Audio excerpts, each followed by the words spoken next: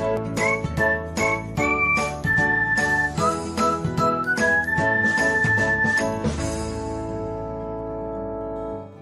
everyone, welcome back to another episode of Technologyglance.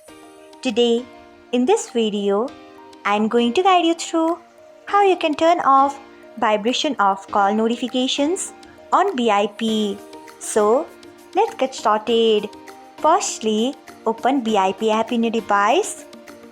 Then tap on three lines icon. Next, tap on settings. After that, tap on notifications. Next, you can see the option of call notifications. Tap on it. After that, you can see the option of vibration. Turn off it by tapping on it. Next, tap on save. So, this is how you can turn off vibration of call notifications on BIP.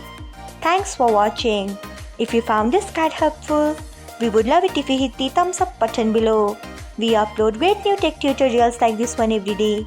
So, do not forget to subscribe to our channel and hit the bell icon so that you'll never miss another update.